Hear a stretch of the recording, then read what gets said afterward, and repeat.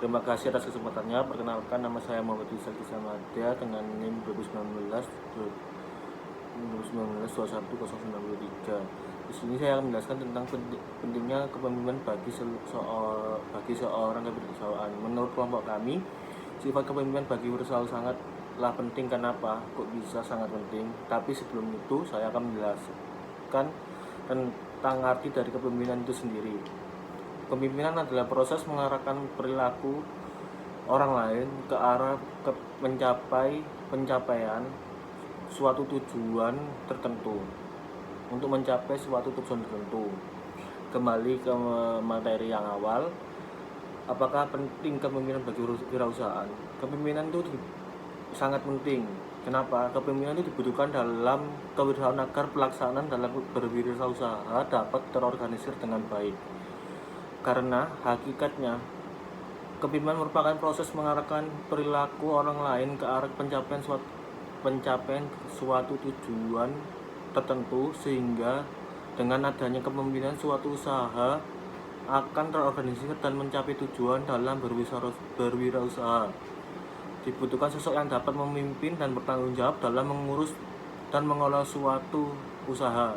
Dan ada juga prinsip kepemimpinan kewirausahaan, yaitu ada 8, dan pelaksanaan atau sikap-sikap pemimpin yang mengajarkan dan menumbuhkan prinsip kegiatan yang akan mengembangkan atribut kepemimpinan wirausaha kepada seluruh organisasi.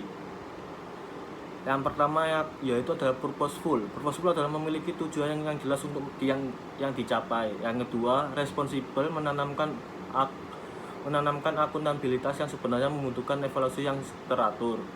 Yang ketiga, integritas. Integritas yaitu kualitas yang tidak dapat diabaikan adalah melakukan sesuatu yang benar berdasarkan kesadaran dan kehormatan penghargaan pada orang lain. Conqueror keberanian. Ketika keberanian terhadap pendirian dan keberanian untuk menjadi diri sendiri dan mengikuti jalan yang dipercaya sebagai yang terbaik merupakan kekuatan sejati yang berkembang secara alami. Yang kelima, intuitif adalah keputusan yang sebenarnya. Keputusan yang sebenarnya adalah sesuatu yang mempengaruhi masa depan dan keberhasilan. Patiensi adalah kesabaran. Sabar terhadap sesuatu yang hasilnya sudah tertentu, karena dalam kepastian hanya sedikit ruang untuk kecemasannya. Yang ketujuh ada listen. Listen adalah mendengarkan. Mendengarkan merupakan suatu hal vital dalam bisnis, khususnya dalam 3 area utama, namun jarang kita menyediakan waktu untuk mereka satu persatu. Area pertama berkaitan dengan siapa yang memiliki tanggung jawab besar untuk mengerjakannya. Yang ke-8, service. Service adalah layanan. Layanan atau ide haruslah menciptakan nilai tambah supaya keberhasilan itu dapat bertahan. Nah, dan selanjutnya saya akan menjelaskan tentang perbedaan antara manajer dan pemimpin. Sebelum itu saya akan menjelaskan pemimpin dan manajer dahulu. Pemimpin fokus untuk memberi pengarahan atau menuntun setiap karyawan yang ada di dalam perusahaan untuk mencapai visi perusahaan. Sedangkan manajer fokus kepada pengatur pekerjaan setiap karyawan untuk melaksanakan misi dan untuk melaksanakan visi yang dimiliki oleh perusahaan. Pemimpin membangun visi, sedangkan manajer membangun tujuan. Apa itu yang dimaksud? Seorang pemimpin umumnya memiliki gambaran mengenai pencapaian yang di kemudian hari, serta menginspirasi orang lain untuk mengubahnya menjadi realita. Pemimpin berpikir lebih jauh ke depan dibandingkan dengan orang biasa. Mereka mengajak orang lain untuk menjadi bagian dari sebuah rencana. Pemimpin tahu pasti bahwa tim yang bekerja sama dengan baik akan memberikan hasil yang lebih daripada individual yang bekerja sendiri-sendiri. Sebaliknya, manajer fokus kepada bagaimana dia mengukur serta mencapai suatu tujuan Manajer bertugas memastikan bagaimana tujuan tersebut tercapai. Yang kedua, saya akan menjelaskan tentang pemimpin berani berinovasi, sedangkan manajer tetap mempertahankan budaya. Apa itu? Pemimpin seringkali mengubah kondisi dengan berinovasi, meskipun mereka paham bahwa melakukan inovasi bakal mengubah sistem. Mereka masih tetap melakukannya bila percaya bahwa hal tersebut mempengaruhi bagaimana kemajuan perusahaan. Manajer justru tetap mempertahankan pekerjaan seperti biasa, memperbaiki sistem apabila ada kekurangan, serta mendukung struktur serta proses untuk menjadi lebih baik tanpa melakukan perubahan besar. Ketiga, pemimpin itu unik. Manajer meniru orang lain. Apa itu? Pemimpin kerap kali suka memiliki pemimpin lebih suka menjadi dirinya sendiri. Mereka sadar dengan kemampuan serta bekerja sesuai dengan ideologi yang mereka anut. Pemimpin sangat nyaman menjadi dirinya sendiri dan ingin tetap selalu menonjolkan di tengah-tengah tim. Pemimpin tampil apa adanya. Manajer meniru setiap keahlian serta kepribadian yang mereka pelajari dari orang lain. Mengadopsi gaya kepemimpinan bukan membangun hal yang tersebut dengan sendirinya. Pemimpin.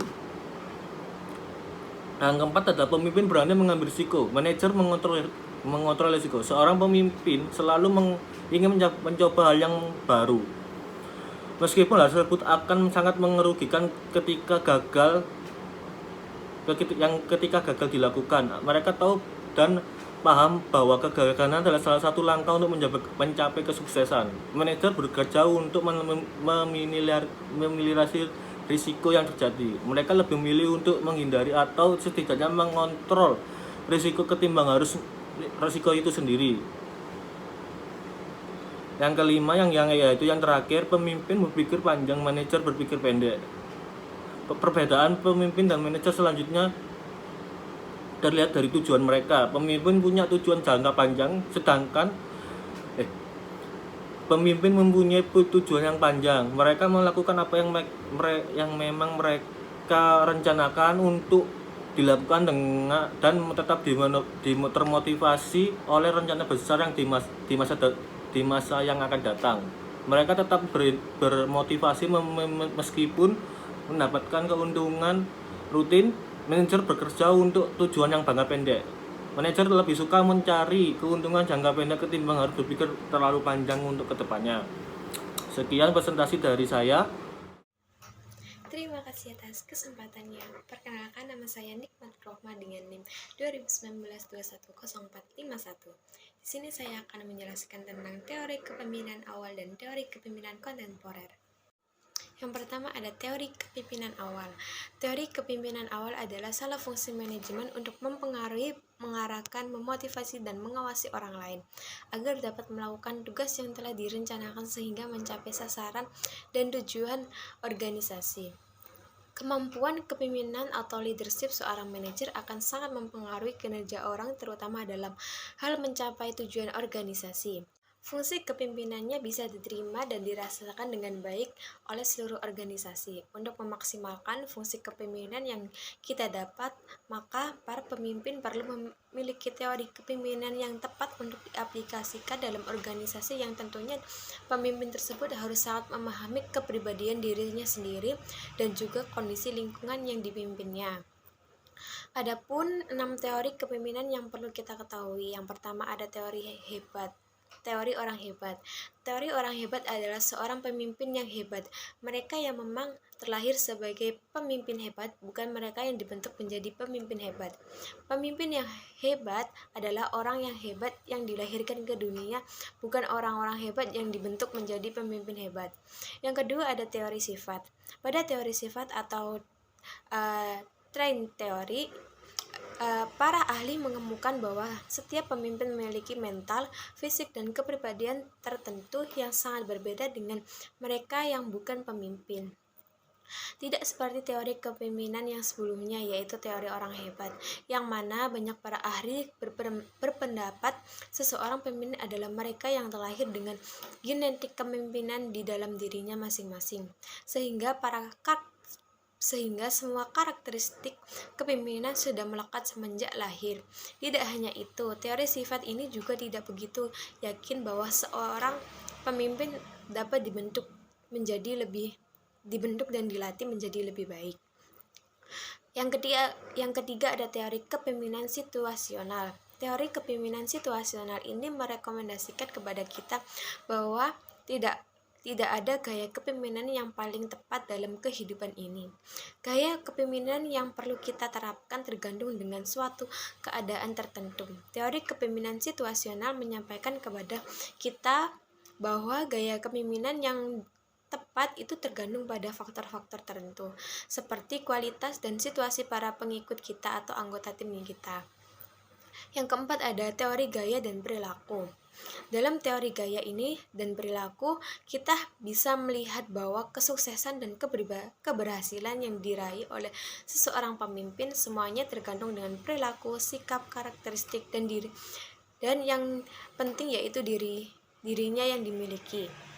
Dengan kata lain, keberhasilan kepemimpinan tergantung pada sikap dan perilaku pemimpin dalam memenuhi fungsi kepemimpinan. Contohnya, kita perlu melihat bagaimana seorang pemimpin yang mengambil keputusan dengan tepat, dan juga bagaimana cara pemimpin yang memotivasi karyawannya, bagaimana cara pemimpin tersebut memberikan perintah atau instruksi, berkomunikasi dengan sesama pemimpin maupun dengan seluruh anggota timnya. 5. Ada teori transaksional. Kepemimpinan ini baik seorang pemimpin dan pengikut terlibat dalam praktik yang memungkinkan adanya pertukaran antara pengikut dan pemimpin dengan orang lain. Teori ini digambarkan sebagai situasi asosiasi yang melibatkan pemimpin dan pengikut terjadi karena adanya serangkaian perjanjian antara pemimpin tersebut dengan para pengikutnya atau kepada tim mereka. Yang selanjutnya, yang terakhir ada teori transformasional. Kepemimpinan transformasional adalah sebuah teori yang relevan dengan kehidupan modern saat ini. Dalam hal ini, teori kepemimpinan transformasional mencakup dua elemen yang sangat penting. Teori kepemimpinan ini terjadi ketika satu orang atau sekelompok orang berhubungan dengan orang banyak dengan upaya untuk mengangkat posisi atau mencapai para pemimpin dan pengikut atau anggota tim. Dengan kata lain, antara pemimpin dan pengikut saling mengangkat pencapaian mereka sampai kepada tingkat motivasi dan moralitas atau semangat yang lebih tinggi. Teori kepemimpinan kontemporer. Teori kepemimpinan kontemporer adalah teori yang membandingkan pemimpin sebagai individu, memberikan inspirasi kepada para pengikutnya melalui kata-kata, berbagai ide, dan perilaku mereka. Teori ini memiliki 4 cabang teori. Yang pertama ada teori kepemimpinan karismatik. Menurut Max Weber, kepemimpinan karismatik merupakan salah satu jenis otoritas yang ideal, di mana seorang pemimpin yang berkarismatik itu memiliki suatu sifat tertentu yang membedakan mereka dengan orang lain atau sifat ini tidak dimiliki orang lain. Yang kedua ada kepemimpinan transformasional, merupakan tipe kepemimpinan yang menginspirasi para pengikutnya untuk menyampaikan pribadi mereka demi organisasi dan mereka yang mampu memiliki pengaruh yang luar biasa pada dirinya dan pengikutnya. Yang ketiga ada kepemimpinan transaksional, pemimpin yang memotivasi para pengikutnya menuju sasaran yang ditetapkan dengan memperjelas persyaratan perannya dan tugasnya. Dan yang terakhir ada kepemimpinan visioner, kemampuan menciptakan dan mengartikulasi visi yang realistis dan menarik masa depan organisasi yang tumbuh dengan baik dibandingkan saat ini. Sekian presentasi dari saya, selanjutnya akan dijelaskan oleh rekan saya. Terima kasih atas kesempatannya. Saya Ima Sofia dengan NIM 2019-210499. Di sini, saya akan menjelaskan tentang pengertian faktor X. Faktor X adalah benda tak berwujud yang melekat pada diri kita. Meskipun faktor X ini tidak berwujud, tidak memiliki wujud, namun keberadaannya itu bisa dirasakan.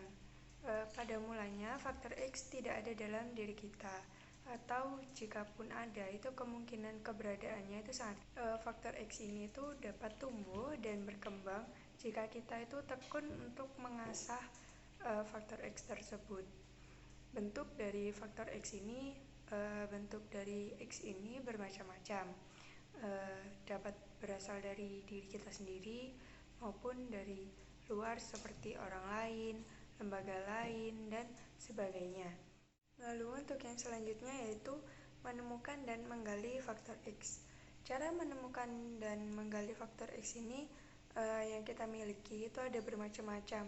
Namun menurut kelompok kami, yang terpenting dalam menemukan dan menggali faktor X itu sendiri adalah rasa tidak cepat puas. Rasa tidak cepat puas ini dengan keingintahuan yang besar membuat kita berusaha mencari yang lebih lagi dari apa yang kita temukan seperti itu. Dengan demikian, kita dapat menemukan faktor X yang kita miliki. Orang dengan keingintahuan yang besar dan sikap yang tidak cepat puas ini itu akan mendorong dirinya untuk menemukan hal-hal baru dan bahkan memecahkan tantangan-tantangan baru dan mengembangkan faktor X yang dimiliki. Terdapat beberapa tips untuk menemukan dan menggali faktor X tersebut, yaitu yang pertama, kenali diri kita sendiri dan mulailah menimbulkan X pada diri. Jadi itu di posisi dimana kita berusaha untuk mengenali diri kita sendiri sehingga kayak kita cari tahu gitu di seperti apa sih bakat kita gitu. Kayak mungkin bisa dilihat dari kita minat di apa, atau mungkin ada beberapa hal yang kita bisa namun kita tidak menilainya sebagai bakat karena kita kayak sudah terbiasa dengan melakukan hal tersebut, padahal tidak semua orang dapat melakukan hal yang dapat kita lakukan seperti itu. Lalu yang kedua, carilah pintu yang mampu membuat X tersebut berkembang dan datangi, kemudian ketuklah masing-masing pintu tersebut. Jadi itu seperti kita mencari tahu kayak dari minat itu kita tadikan, dari minat itu kemudian kita cek kita mampu atau enggak dalam kayak melakukan atau menuju kayak melakukan minat kita seperti itu. Kayak kita minat kayak A gitu kan, minat dalam melakukan sesuatu, ada keinginan seperti itu. Lalu di saat kita berusaha untuk melakukan sesuatu tersebut, kita mampu atau tidak seperti itu. Dan hal itu, jika kita mampu dalam melakukan hal tersebut, menyelesaikan dengan tuntas hal tersebut, bisa dibilang hal itu merupakan salah satu dari bakat kita. Lalu yang ketiga, pintu yang bagus adalah pintu yang di dalamnya terdapat ruang besar bagi seseorang untuk berkembang dan di dalamnya terdapat pintu-pintu lain yang dapat ia buka. Seperti kita tadi kan, seperti di saat kita sudah berusaha, kemudian kita dapat menyelesaikan dengan tuntas minat kita tadi, bakat kita tadi, sehingga kita dapat menemukan itu tadi kan, dapat menyadari bahwa oh, bakat saya ternyata ini gitu. Nah, dalam dalam bakat tersebut itu kita kayak bisa nggak sih kayak berkembang lebih dari ini gitu. Lalu yang keempat, waspadailah hidup yang nyaman, karena hidup yang demikian dapat membuat hidup semakin sulit. Berselancarlah pada gelombang-gelombang ketidaknyamanan dengan berani menembus hal-hal baru yang sulit hingga seseorang tersebut mendapatkan pembelajaran baru. Lalu yang kelima, yaitu pintu yang tepat adalah pintu yang membuat ia merasa mampu untuk tumbuh dan memberi ruang untuk berkembang. Sekian dari saya. Untuk selanjutnya akan dilanjutkan oleh rekan saya. Baik, terima kasih atas kesempatannya. Sebelumnya, perkenalkan, nama saya Ade Triswa Putra dengan NIM 2019-210508.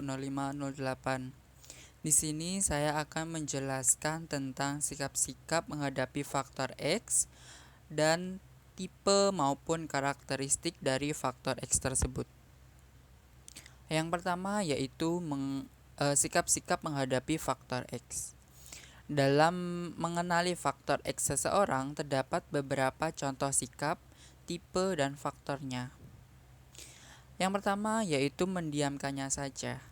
Mendiamkannya saja ini dalam artian tidak cuek terhadap dia, tidak peduli terhadap dia, namun memberikan waktu atau kesempatan kepada dia untuk menggali dan mengeksplor faktor X yang ada pada dirinya. Selain itu, apabila kita terlalu ikut campur dengan urusan orang lain atau dia yang sedang mencari faktor X, maka dia tidak akan mendapatkan manfaat maksimal dari faktor X yang ada pada dirinya tersebut. Selanjutnya yaitu mengirimkan sinyal positif. Oke, mengirimkan sinyal positif ini dalam artian kita memberikan feedback yang baik kepada orang yang sedang mencari faktor X pada dirinya. Misalnya dengan memberikan dukungan, memberikan semangat, memberikan masukan, dan lain sebagainya. Lalu yang ketiga yaitu mencari pintu dan mengetuk pintu. Oke, pasti setiap orang yang sedang menggali dan mengeksplor faktor X-nya itu pasti akan melakukan segala cara agar dirinya mengetahui apa yang faktor X yang ada pada dirinya.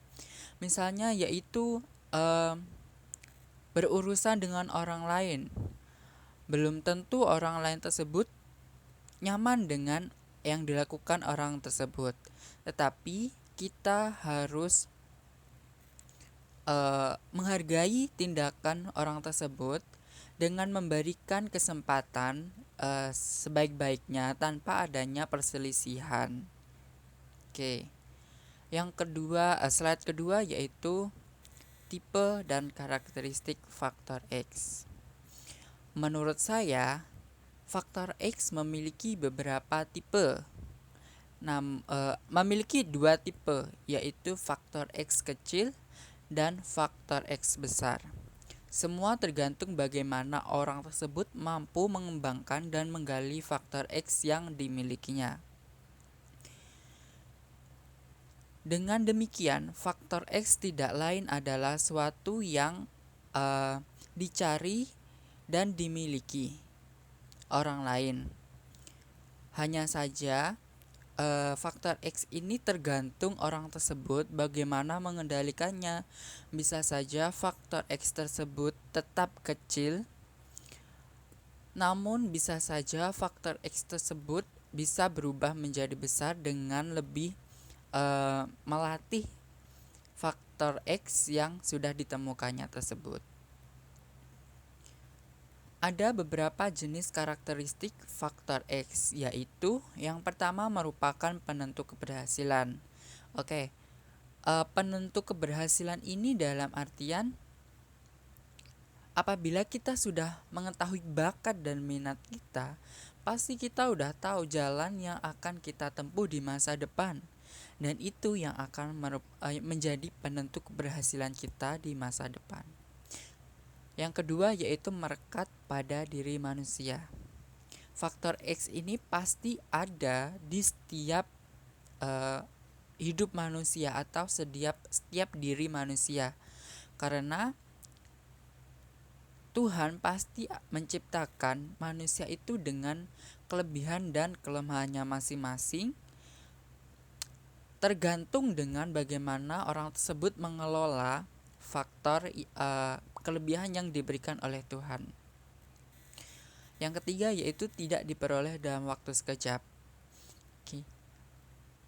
Faktor X ini tidak bisa diperoleh dalam waktu yang cukup singkat, misalnya 1 hari, 2 hari, sebulan.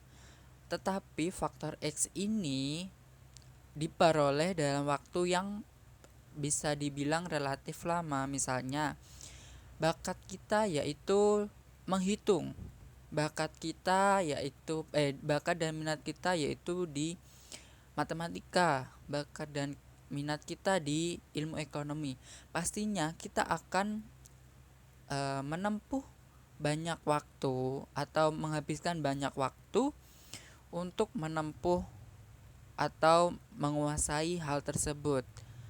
Dan itu sesuai dengan pernyataan nomor 3, itu tidak diperoleh dalam waktu sekejap.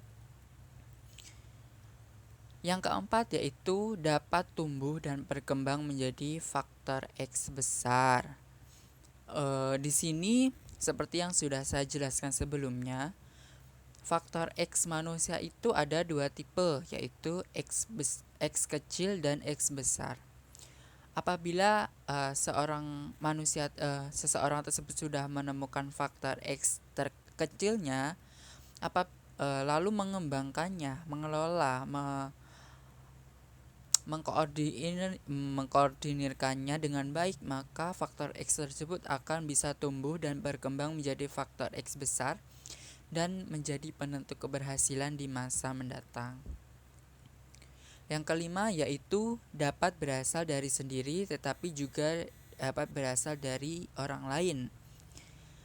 Faktor X itu bisa berasal dari sendiri, yaitu seperti bakat dan minat yang kita miliki, dan juga berasal dari luar atau dukungan. Misalnya kita belajar, pasti ada yang mengajari kita. Misalnya dosen, guru, kakak kita, itu kan faktor dari luar ya. Jadi bisa berasal dari luar maupun dari dalam. Yang terakhir yaitu sekali tumbuh ia dapat dipakai untuk usaha lainnya. Apabila kita sudah menemukan bakat dan minat kita, sudah menguasai bakat dan minat kita, sudah tahu jalan yang kita pilih, dan sudah tahu strategi-strategi yang akan kita lakukan, maka faktor itu bisa digunakan